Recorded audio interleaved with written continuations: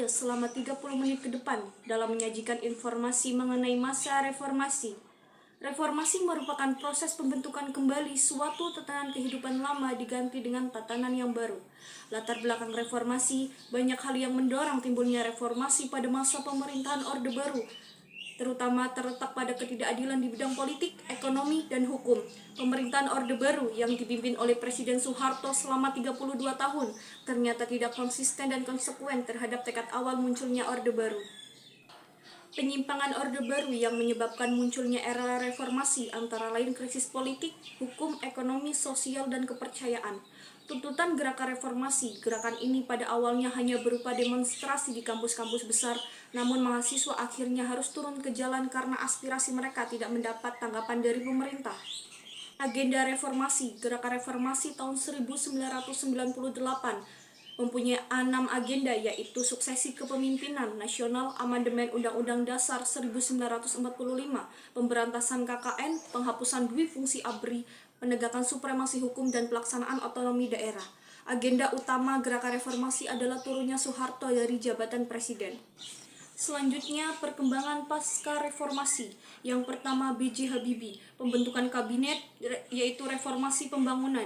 Pada tanggal 22 Mei 1998, Presiden B.J. Habibie berhasil membentuk kabinet yang diberi nama Kabinet Reformasi Pembangunan, terdiri dari berbagai elemen seperti ABRI, partai politik, unsur daerah, golongan intelektual dari perguruan tinggi, dan lembaga swadaya masyarakat.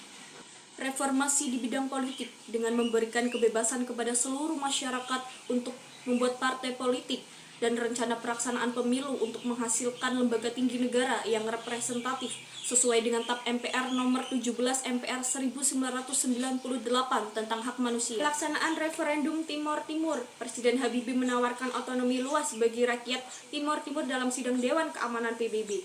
Kofi Annan mengumumkan rakyat Timor Timur menolak tawaran tersebut pada tanggal 20 Mei 2002 secara resmi merdeka dengan nama Republik Demokratik Timor Leste. Yang kedua, Abdurrahman Wahid, pembentukan Kabinet Persatuan Nasional. Presiden KH Abdurrahman Wahid didampingi Wakil Presiden Megawati Soekarno Putri bekerja sama membentuk kabinet yang bernama Kabinet Persatuan Nasional, diumumkan pada tanggal 28 Oktober 1999. Yang ketiga, Megawati Soekarno Putri, pembentukan Kabinet Gotong Royong. Presiden Megawati Soekarno Putri mengumumkan kabinetnya yang diberi nama Kabinet Gotong Royong pada tanggal 9 Agustus 2001. Upaya pemberantasan KKN, Undang-Undang Nomor 30 Tahun 2002, yaitu tentang pembentukan Komisi Pemberantasan Korupsi atau KPK. Pemilu 2004 oleh rakyat Indonesia. Rakyat dapat memilih presiden dan wakil presiden. Pemilu 2004 dilaksanakan dengan asas langsung, umum, bebas, rahasia, jujur, dan adil.